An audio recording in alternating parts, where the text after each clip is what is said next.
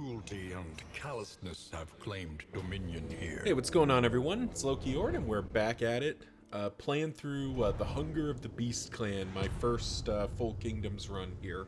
And once again, this is voiceover Loki Ord, and this is the should be this and potentially one more episode like this before I get back to my normal situation.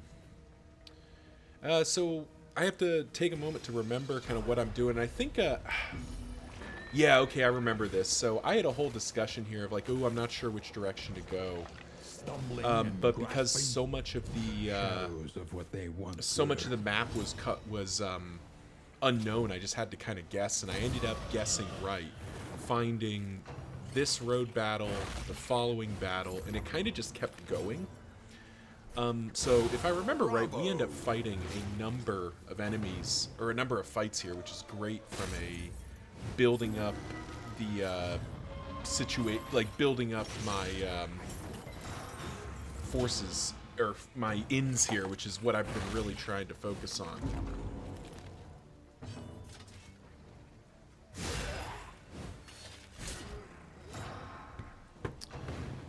Here, just kind of looking through, so what I was doing here is I was trying to look through my various buffs here, just kind of trying to figure out what, I can't remember if it was the fatigue or the stress.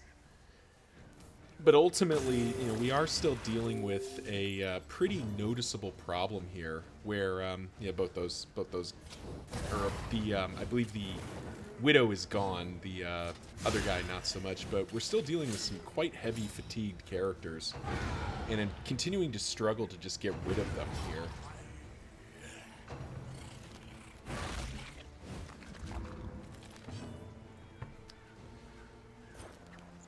And here, because we have that negative relationship with the surgeon, we kind of have to just, tough it out. So we'll just more and tough it out here. We're still fighting this stress battle. We're going to keep fighting this stress battle for basically the entirety of this section. But at least at least there's some light at the end of the tunnel here. And as I said, we do get the kind of the nice upswing here of picking up chunks of in items. And then we do have we start picking up the mauled body parts here. At the time of recording, I haven't progressed all the way through this quest, but we'll be picking those things up and popping them into the ice box. But first, we do have to survive. And here, I'm just kind of making some swaps around. It's really unfortunate for us that we, it was really unfortunate for us that we got, that our incision got hit. The lost battalion shambles on. But here, we are getting an opportunity to rebuild some of the relationships. Though I do say, shout out to Bullseye Barrett. It has been a long time since Bullseye Barrett has shown up.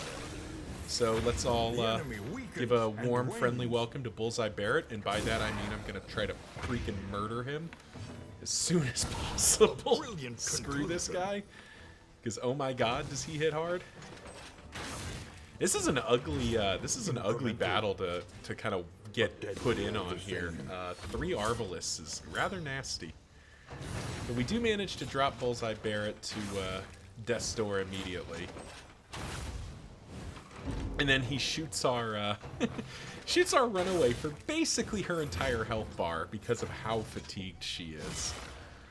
We really need to give her a rest here, because her starting point is 18 HP, so it's pretty gross. The fiend's strength dwindles. What do I do here? Yeah, we're just working on trying to clean out our guys here. One there where the hateful isn't something I really enjoy triggering, but it is one of the options to trigger at least a little bit. Like, there are worse things to be triggering. And there goes Bullseye Barrett. So goodbye, Bullseye Barrett. And now we get to kind of not play with our food, because these guys are still pretty hard hitting. This wound at least has been But we do tended get to at least patch up our folks a little bit here.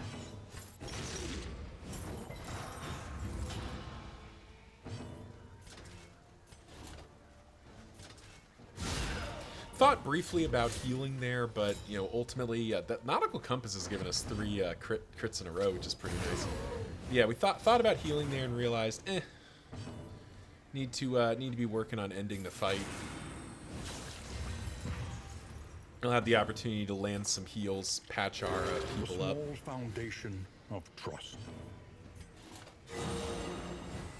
Basically heal everyone up to the maximum we can have them heal to as we beat the battle, continue on. Another mastery point, another 10 in materials. You know, we are going to finish out here with quite a lot of in materials, which is very nice. We are at escalation 2. Is around now that I finally check this and go, oh. So we went from us having the edge to the enemies being quite a bit stronger. You know, 20% bonus is quite a lot, and given that I've already sort of misplayed our, I don't know if misplayed the early game's the right word, because I don't know that we misplayed it. But you know, I've made a lot of like sacrifices, and hurt some of my kind of fatigued out some of my characters bad enough, you know, that it's gonna be tough to let them recover, basically. But that's, you know, that's a lesson learned here. So this was kind of an interesting call here, because I need to get both the bishop and the arbalist down. What is it then? You know, it's kind of funny given how dangerous the knight is, and so it was right here that I realized, oh, stimulants heal 5 fatigue. Let's give that to the runaway and just let her recover a little bit more. And you know, in retrospect, I still don't know if that was the right call. You know, it does seem like you need to be putting your fatigue healing, like trying to maintain like a few basic characters. But here, you know, I spend a death cap spores. You know, you gotta spend them on something basically. But you know, basically just help weed out some of his death blow resistance.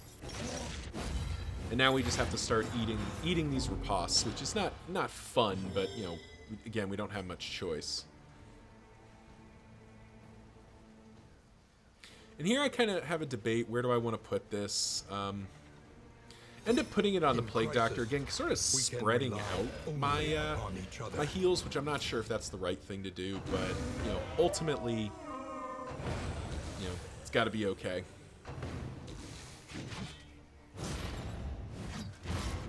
Take a nasty biting blade, which does feed nicely into Cauterize, so we're not too fussed about that. This hateful is real annoying right now. You know, beating up our poor Flagellant's armor, but a crit battle heal does go quite a way to helping with that. Have at you.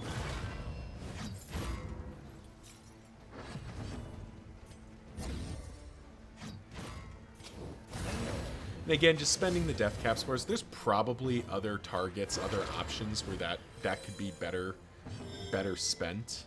But you know, ultimately, I kind of look at it as like, I don't want to be carrying items forever.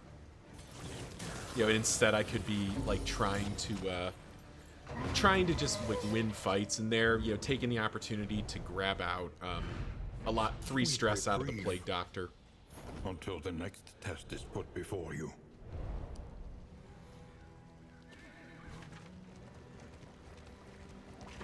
Yeah, so this is where I make the point of like, I got 4 battles out of this zone, which was great from an in materials perspective. Again, that's probably the decision you want to be making very early. You want to be fighting as much as possible just to build up those in materials. So here, we're battling Intemperance, the cannon. And as is my usual strategy here, you kind of battle down the supporting cast as much as possible. And Hypochondriac is starting to trigger every opportunity it can. Now we have rabies. A very annoying character trait is Hypochondriac. Probably should have gotten rid of it sooner. Oh, I keep calling it Intemperance. It's Implication. Or maybe there's different cannons. They all have different names. I don't know.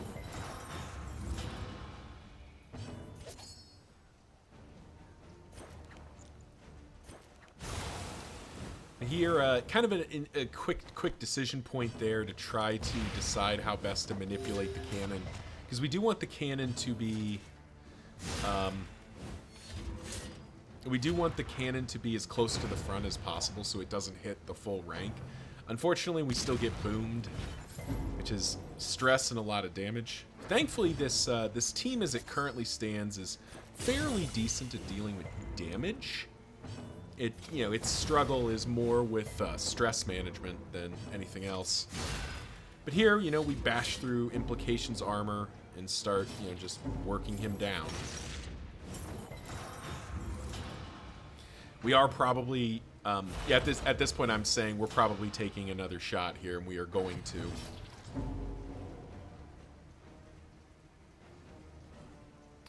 And here I make the debate, like, do I spend the triage kit? And I decide, no, I'll just use Deathless. Like, it's fine. Compassion, quiet. And then the same with the stress heal here, like, finding an opportunity to try to close off some of the stress. And really was hoping for a miss there, but sadly another boom. But at least we got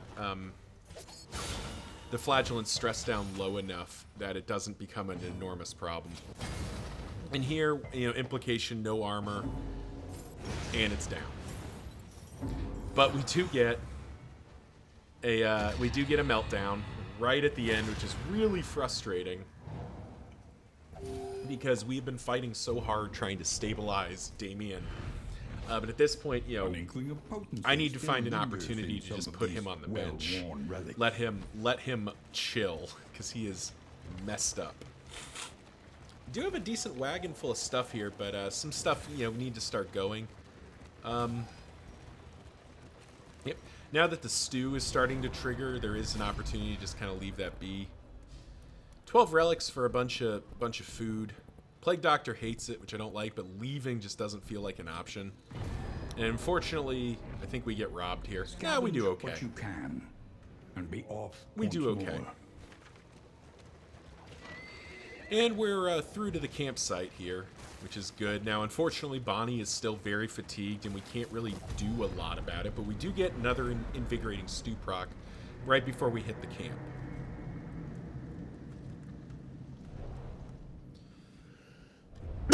Trek into the wild country. I do pick up a wild tea for free, which ain't bad. And now we go to day 16, where it's even less route scouting.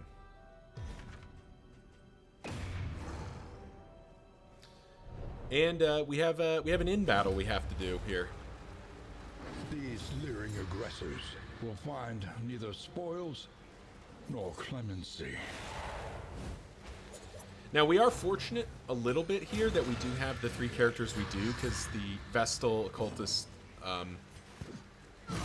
Hellion are at least somewhat, decent here. We do have a bit of a problem in that my Vestal is really not set up for this. And not having that 4th character, not having an Arbalist here, kind of sucks quite a bit. And it's going to quickly become a problem because the Vestal's just going to get hit every turn. Start throwing these clotting powders around because they're not really doing anything otherwise.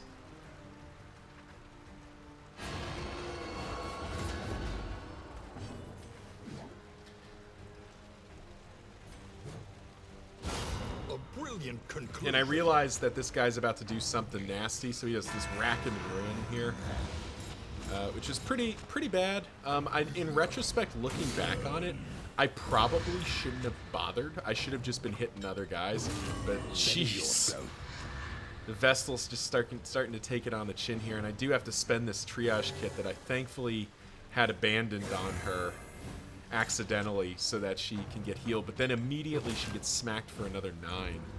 And I realize I do have this problem where as long as these guys are in the back ranks here, they can't target, they can't do anything else. Like, the only thing they can do is target the Vestal. So the Vestal just gets hit every round. And we're just trying to keep her alive here.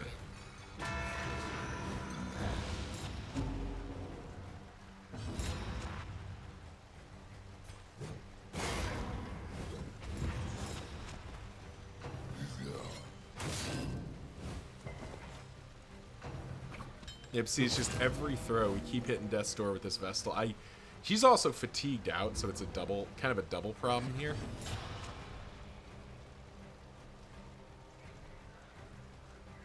And now I'm kind of debating what to do.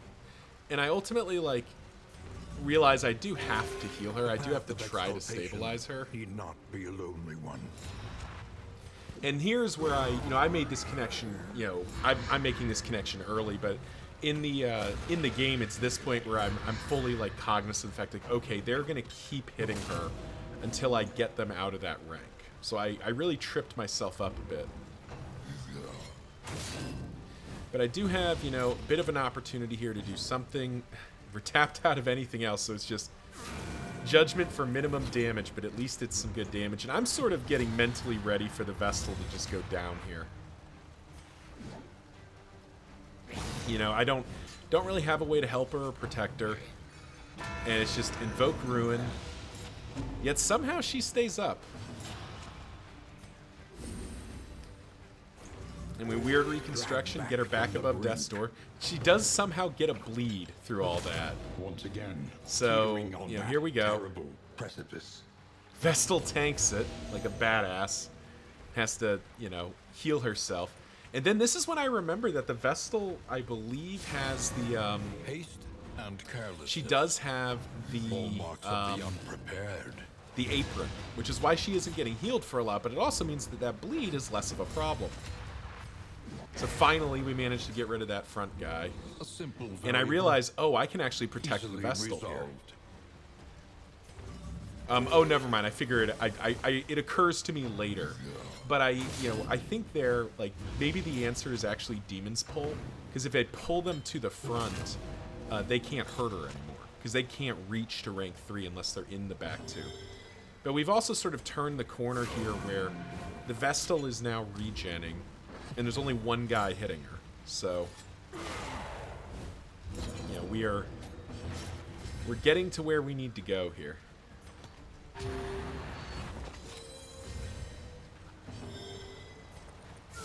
We finally get that guy down.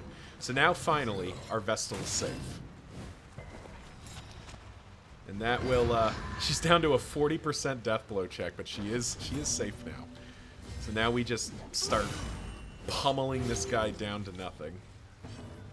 And what's funny is that after all that effort, the final guy goes down like a chump. And we win. Another inn protected. Let us face the coming cruelties undaunted. Yep.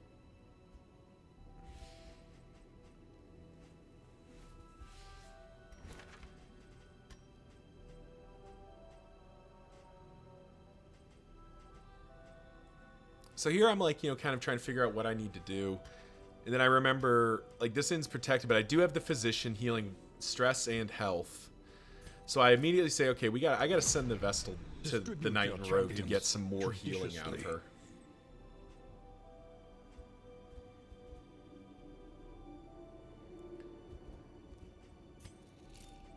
And I make the decision to just send everybody there. The thought being that that can be like a healing spot for me, and I can just try to get as many of my people there as possible. I consider a bit of a risk here, and let the bounty hunter go 2 nodes. And I end up committing to it because I can't be everywhere, and the bounty hunter is relatively fit. I do know the Preacher's Pulpit is unprotected. I have nobody there, and I pretty much have to commit to going there.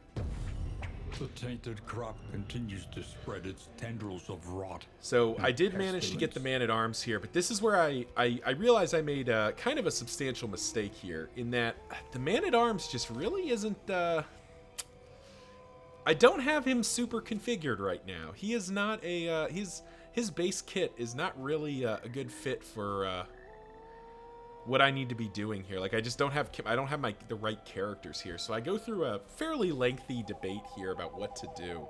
But I realize, oh yeah, the Man-at-Arms has only his base kit, and most of those are not super useful from the back rank rows. And I don't have Holy Lance, so Reynold can't like do a little dance with him. So I sort of have tripped myself up here. You know, the Runaway still needs, you know, I'm really trying to figure out how do I keep the Runaway out of trouble because of how rough she is. And I do get rid of Hypochondriac finally, which is a big help.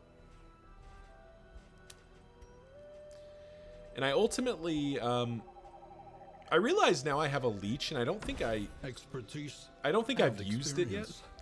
This one will But serve. what is it I do here? Am I just slotting stuff around? No, okay, yeah, I basically make the decision, like, I have to let the Runaway rest. There's no way the Runaway can keep going. You know, she's too far gone. I wish I could figure out a better formation here. We're just gonna have to kind of tough it out and hope that what we have is enough. Because Damien doesn't really function anywhere but the front two ranks. Reynold doesn't really function from anywhere but the front two ranks.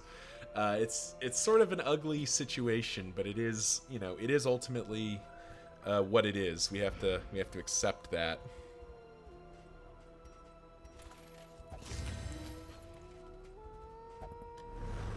A new dawn, a new disaster. And with that, we'll send the Runaway to the Knight and Rogue, and that is where we will call it here as I get ready to head into the next zone. Thank you all for watching, and I will see you in the next one.